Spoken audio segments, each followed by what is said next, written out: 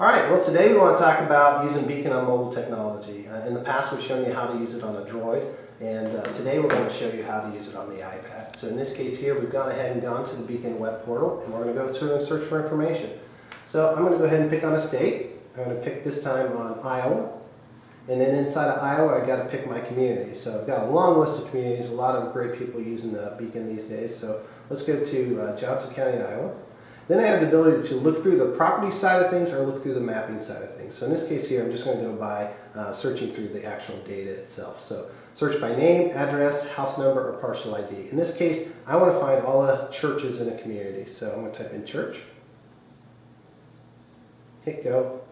Real quickly, it'll run out to those databases. It's going to pull back a comprehensive list of all the church, all the names that have church in the name in the community. So in this case here, there were 99 of those. I then have the ability to turn this to get landscape or portrait, and I can kind of turn that back. So in this case here, we're going to go through and pick on a name. It will then launch out, and it'll bring me back basically that property record card. So all the information that the community knows about a piece of property is brought back. We have a photo of the property, brief summary information about the property, the ownership, land details, improvements, all the things that you would expect to be able to find when you drove to the courthouse. We've also got things like, in this case here, a building sketch.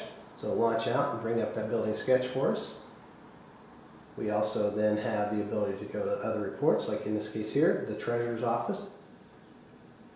Bring back the treasurer's information, and so on. So whatever we wanted to link into the system, we can.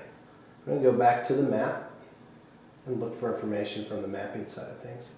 So in this case here, I've got these tabs. So I can do a map tab, a print tab. In this case, if I wanted to print this report, one click of the button gives me this nice print of all the details, and I can walk away. I can also email this report to people if I want.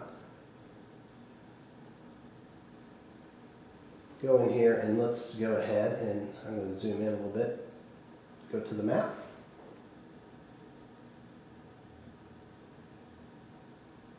That quick, it brought back the map. I have all the layers of mapping information that the community has at my fingertips. I also have a lot of other tools across the toolbar here that I can utilize.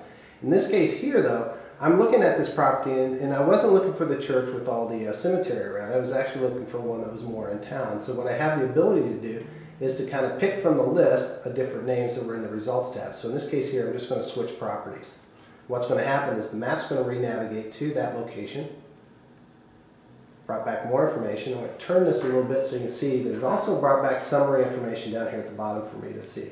And I can pan and move this map around just like you would expect to be able to do on any map. But in this case here, I want to be able to see some unique features. So I want to see a better angle of that building. So I'm going to tie into their other functionality they have called pictometry. So with a click of the button, I pick my pictometry tool, and then I'll just pick on the building. And real quick, it'll launch out and open up the pictometry viewer. Nice, simple, direct, and then I can move that around if I wanted to. In this case here, I'm going to come back to the map, and then I'm going to say, okay, everything looks like what I want. I'm going to go ahead and print that map off. It creates a nice little print for me.